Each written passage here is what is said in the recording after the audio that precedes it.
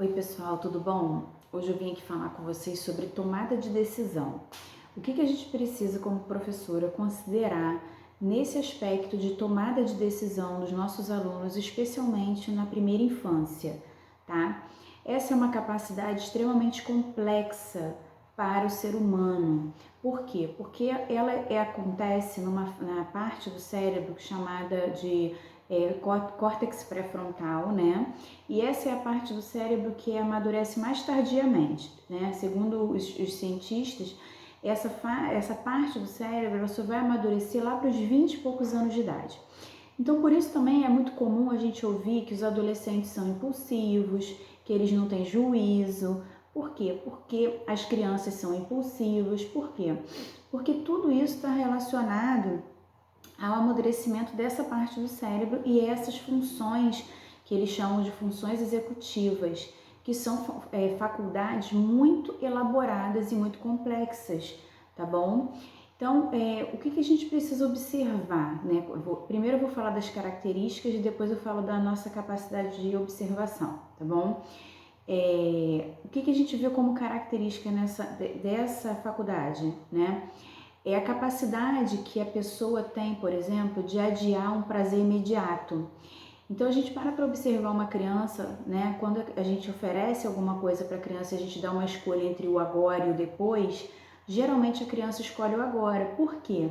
Porque ela não está com essa faculdade ainda totalmente desenvolvida, então ela tem essa dificuldade de deixar para depois um prazer imediato, tá bom? Uma outra característica relacionada a essa capacidade é a capacidade de elaborar a tarefa mentalmente e a sequência para realizar. Isso é muito abstrato para a criança, principalmente a criança até 7 anos de idade que está no concreto, né? A criança precisa do concreto para elaborar as questões e aí você exige dela uma capacidade de abstração muito grande. Ela precisa elaborar mentalmente a tarefa e não se distrair com ela a estímulos externos. Então, por exemplo, já viu quando você dá uma tarefa para uma criança pequena e no meio do caminho ela se distrai com outras coisas? Eu vejo isso direto aqui com meu filho. Eu peço ele para fazer uma determinada coisa e ele não volta. E aí quando eu vou ver, ele se distraiu no meio do caminho com outra coisa e ficou por lá, né, brincando ou fazendo outra coisa. Alguém pediu e ele parou de fazer o que eu pedi para fazer o que outra pessoa pediu. Por quê? Porque essa é uma capacidade que ele ainda não tem por conta da idade, né? De manter uma tarefa mental, mantê-la mentalmente e elaborar a sequência de ação para não se distrair no meio do caminho, tá? Uma outra característica muito importante que eu anotei aqui é o planejamento das ações, né? Já falei, o planejamento estratégico dessas ações. Então, o que a gente precisa como professor ter em mente? Qual é o meu objetivo com esse vídeo?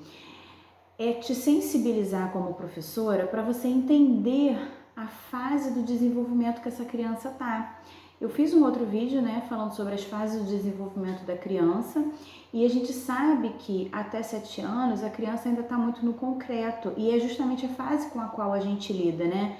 Nós da educação infantil trabalhamos até 5 anos e primeiro ciclo até 7 anos. A primeira infância vai até os 7 anos.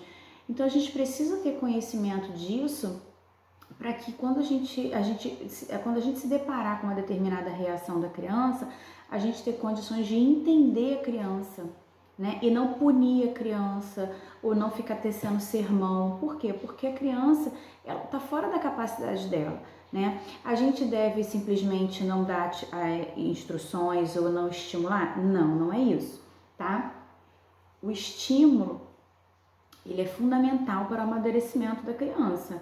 Você vai continuar fazendo o que você faz, você vai continuar pedindo. Eu só quero que você entenda quando essa criança tiver uma atitude que você não condiz com aquilo que você esperava, tá?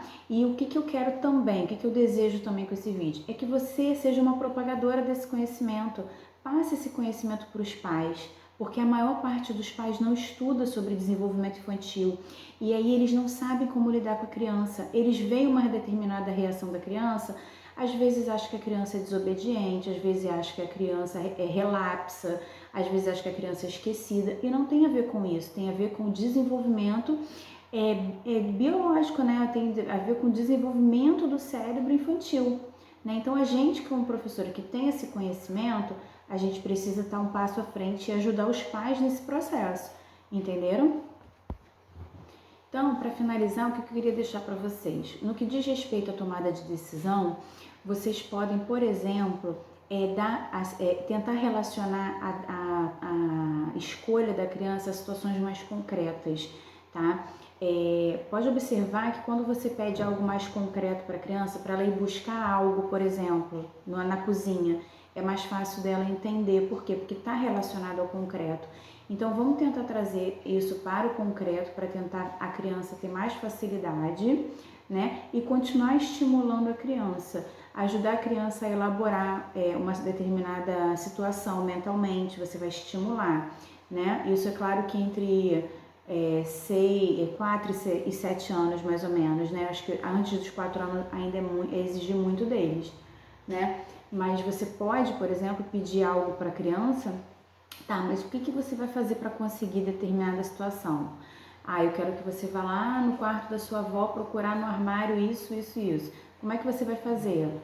E vai buscando da criança o conhecimento e as informações para que ela consiga ir elaborando mentalmente as tarefas, né? E aí, à medida que a criança for conseguindo executar, você vai aumentando a complexidade, né?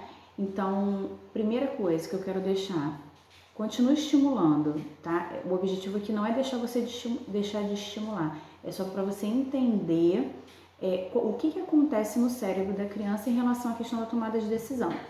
A segunda coisa, você sensibilizar você para a reação dela, quando a reação dela não for aquilo que você deseja, ok? E por último, vai aumentando o grau de complexidade aos poucos das tarefas que você dá para a criança, especialmente as crianças menores, e principalmente primeiro começa bastante com o concreto e vai tirando do concreto aos poucos, né? Tem outro vídeo aqui falando sobre as fases do desenvolvimento da criança, segundo Piaget, tá bom? Se você tem alguma dúvida sobre isso, vai lá, assiste esse vídeo também para te ajudar.